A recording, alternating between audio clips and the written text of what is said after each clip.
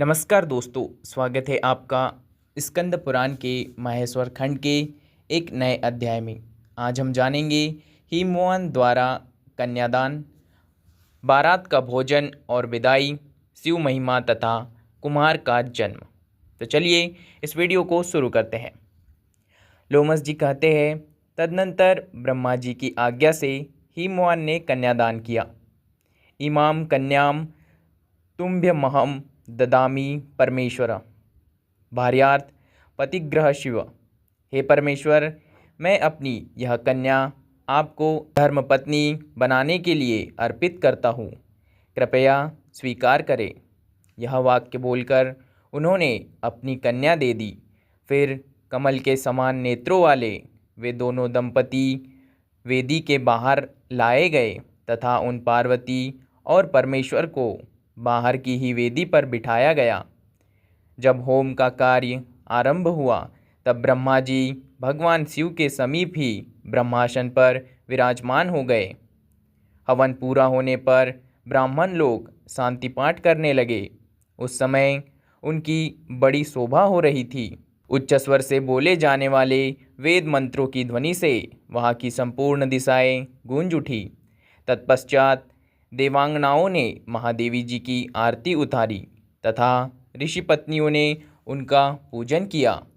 गिरिराज हिमालय के घर की स्त्रियों ने भी वर की आरती उतारी।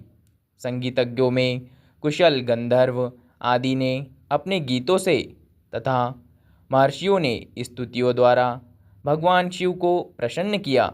उदार चित्त वाले गिरिराज हिमालय ने अत्यंत संतुष्ट होकर ऋषि गंधर्व यक्ष और वहाँ पधारे हुए अन्य लोगों को भी बहुमूल्य रत्न भेंट किए। इसके पश्चात ब्रह्मा विष्णु आदि देवेश्वर भगवान शिव को आगे करके भोजन में तत्पर हुए। हिमालय ने उन सब का सत्कार किया। उन सब ने एक साथ मिलकर और एक ही स्थान पर पंक्ति लगाकर लिंगी और श्रृंगी के साथ भोजन किया। कोई कोई गण पंक्ति से अलग होकर भोजन कर रहे थे। उन्होंने अपने लिए पृथक पात्र बना रखा था। नंदी तथा वीरभद्र आदि महात्मा भगवान शिव के पीछे बैठकर भोजन कर रहे थे। इंद्र आदि देवता तथा ऋषि मुनियों ने भगवान महेश्वर के पास ही भोजन किया। चंडी के गणों ने वहाँ भोजन किया। वेताल, क्षेत्रपाल, कुष्मांड, भैरव, साकिनी, डाकिनी, यक्षिणी, मातृका आदि 64 योगिनी तथा अन्यान्य योगीजन भी वहाँ भोजन में सम्मिलित थे। भगवान शिव के उन महात्मा गणों की संख्या 11 करोड़ थी। ऋषि और देवता आदि के विषय में तो मैंने पहले ही कह दिया है। इस प्रकार वे सब बाराती खा पीकर संतुष्ट हुए। उन सब के चित्त में बड़ा हर्ष था।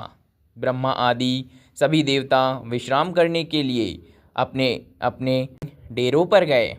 इस तरह हिमवान ने बड़े विस्तार के साथ परम मंगलमय और अतिशय शोभायमान वह वैवाहिक उत्सव संपन्न किया। अंतिम दिन हिमवान ने उत्साहपूर्ण हृदय से वस्त्र आभूषण और भांति भांति के रत्न भेंट करके देवादिदेव भगवान शिव का पूजन किया। तत्पश्चात वे विष्णु भगवान के पूजन में संलग्न हुए। सुंदर वस्त्रों और आभूषणों द्वारा उन्होंने लक्ष्मी सहित विष्णु का पूजन किया। इसी प्रकार ब्रह्मा जी की, बृहस्पति जी और इंद्राणी सहित इंद्र की तथा अन्य लोकपालों की पृथक पृथक पूजा की गई।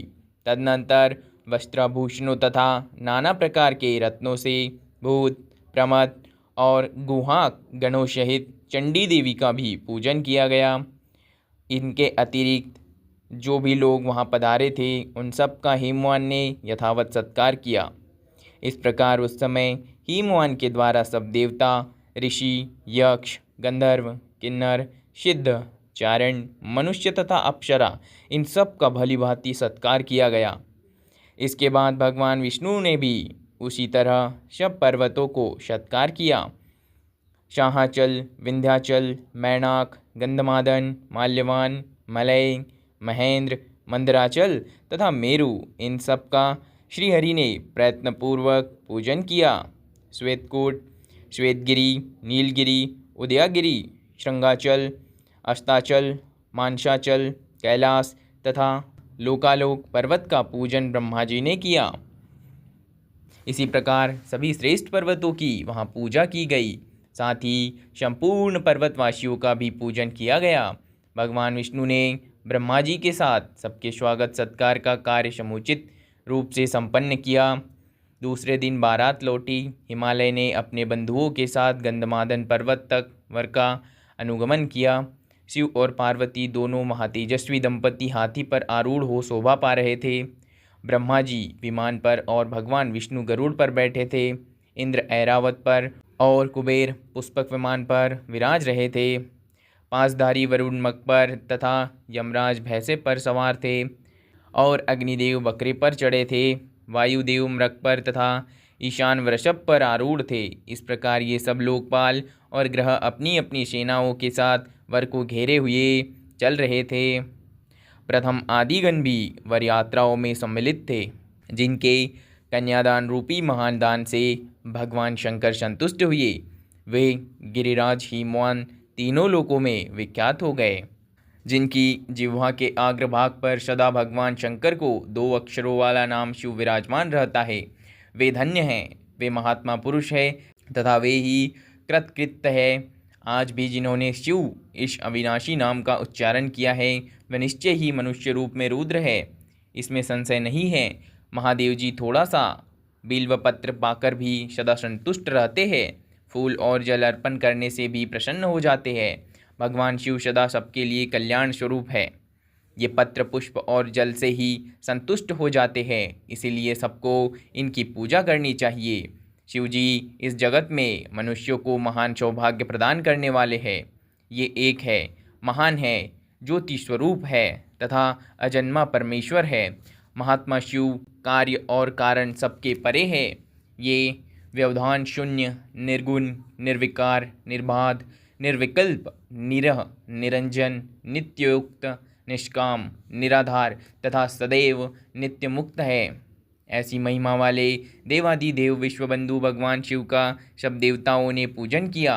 शिव जी सर्वज्ञ है। वे स्तुति, ध्यान, पूजन और चिंतन करने पर सबको सदा सब कुछ देने वाले हैं।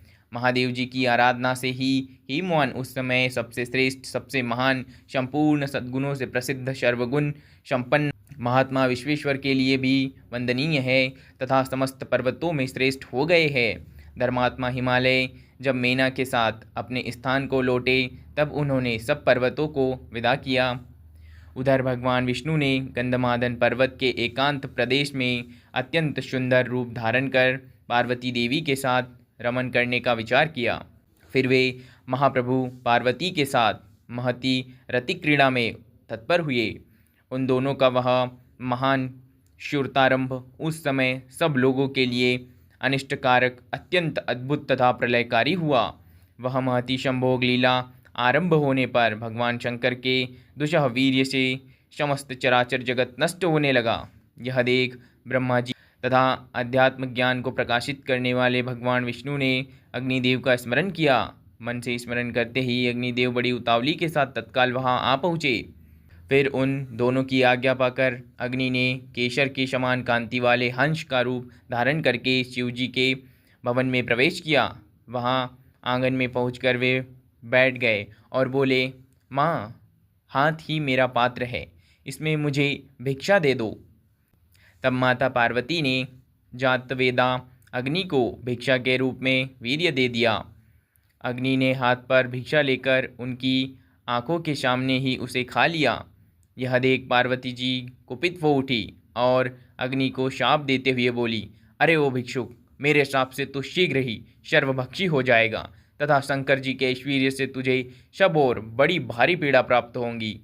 तदनंतर अग्निदेव ने कल्याणकारी भगवान शंकर से कहा, प्रभु महादेव, अब मुझे क्या करना चाहिए? सुरश्रेष्ठ, अब मुझे ऐसा कोई उपाय बताइए जिससे मैं सर्वदा सुखी रहूं और देवताओं का भविष्य वहन करता रहूं। तब भगवान शिव ने सब देवताओं के सुनते सुनते कहा, अग्नि, तुम अपने शरीर में पड़े हुए मेरे वीर्य को स्त्री के गर्भ में स्थापित कर दो। यह सुनकर अग्नि ने कहा, भगवन, आपका तेज दुस्सह है, इसे प्राकृत जन कैसे धारण कर सकते हैं। उस समय नारद जी ने अग्निदेव से कहा, तुम मेरी बात मानो। माघ मास में प्रातः स्नान करके शीत के कारण जो अत्यंत कष्ट पा रहे हो, वे जब अग्नि सेवन के लिए आए तब उनके शरीर में तुम भगवान शिव का यह तेज स्थापित कर देना। नारद जी की यह बात मानकर परम कांतिमान एवं महान प्रभावशाली अग्निदेव ब्रह्म मुहूर्त में बैठकर अपने प्रचंड तेज से प्रज्वलित हो उठे। अग्नि को प्रज्वलित देख शीत से कष्ट पाने वाली कृतिकाओं ने अग्नि सेवन की इच्छा से वहां आने का विचार किया। उस समय अरुंधति देवी ने उन सबको रोका, तो भी उनकी बात न मानकर वे सब कृतिकाएँ आग तापने लगी। जब तक वे आग तापती रही तब तक ही शंकर जी के वीर्य के सभी परमाणु उनके रोमकूपों में होकर शरीर में घुस गए। अब अग्निदेव उस वीर्य से मुक्त हो गए। फिर तो स्वयं ही उनका वह प्रज्वलित तेज शांत हो गया। तत्पश्चात वे कृतिकाएँ गर्भवती होकर वहाँ से अपने घर को लौटी। वहाँ उनके प्रति महर्षियों ने जब उन्हें शाप दिया तो वे नक्षत्रों के रूप में आकाश में विचरने लगी। उसी समय उन सब ने भगवान शिव के उस वीर्य को हिमालय के शिखर पर छोड़ दिया। छोड़ने पर वह सहसा तपाए हुए सर्वगुण के समान चमक उठा। फिर वह गंगा जी में डाल दिया गया। गंगा जी में बहता हुआ वह तेजोमय वीर्य शरकंडों के समूह से घिर गया। वह तेज 6 मुखों वाला बालक के रूप में परिणित हो गया। इसका पता लगने पर संपूर्ण देवताओं को बड़ी प्रसन्नता हुई। तदनंतर नारद जी ने आकर शिव और पार्वती से उस बालक के जन्म का समाचार कहा। शिव जी के अत्यंत सुंदर पुत्र उत्पन्न हुआ। यह समाचार सुनकर गंधमादन पर्वत पर निवास करने वाले समस्त प्रमदगणों का हृदय आनंदोल्लास से भर गया। वहाँ अनेकों पताकाएँ फहराने लगी, बिल्वपत्र की बंधनवारें शोभा पाने लगी तथा भांति भांति के वितानों से उस पर्वत की शोभा बढ़ गई। महात्मा शंकर के पुत्र के जन्म से वह श्रेष्ठ पर्वत अत्यंत प्रकाशित हो उठा। उस समय सब देवता, ऋषि, सिद्ध, चारण, यक्ष, गंधर्व, सर्प तथा अप्सराएं सब के सब गंगा के तट पर विराजमान उस गंगा पुत्र को देखने के लिए वहां गए। पार्वती के साथ भगवान शंकर भी वृषभ पर आरूढ़ हो इंद्रादि देवताओं को साथ ले उस स्थान को चल दिए। देवता, सिद्ध, यक्ष, गंधर्व, विद्याधर और नाग सभी आनंद में मग्न थे। वे शिव जी के साथ ही उनके वरदायक पुत्र का दर्शन करने के लिए गए। शंकर जी के समान प्रतापी उस गंगा पुत्र की ओर देवताओं ने जब दृष्टिपात किया तब उन्हें महान तेज दिखाई दिया जो तीनों लोकों में व्याप्त था। उस तेज से घिरा हुआ वह बालक तपाए हुए सुवर्ण के समान कांतिमान था। उसका मुख बड़ा ही सुंदर था, अंग अंग मनोहारिणी शोभा से संपन्न था। नासिका की बनावट बड़ी सुंदर थी। वह मंद मंद मुस्कुराते हुए सबकी ओर देखता था। उसके दांत बड़े ही स्वच्छ और चमकीले थे। संपूर्ण अंगों में सुंदरता खेल रही थी। उसके सिर के बाल सब ओर से बिखरे हुए थे। अत्यंत अद्भुत रूप वाले तथा सूर्य के समान तेजस्वी उस गंगा कुमार को देखकर संपूर्ण देवताओं ने उसका वंदन किया। भगवान शंकर के समस्त पार्षद, प्रमदगण और वीरभद्र आदि उस बालक को दाएं बाएं दोनों ओर से घेर कर खड़े हो गए।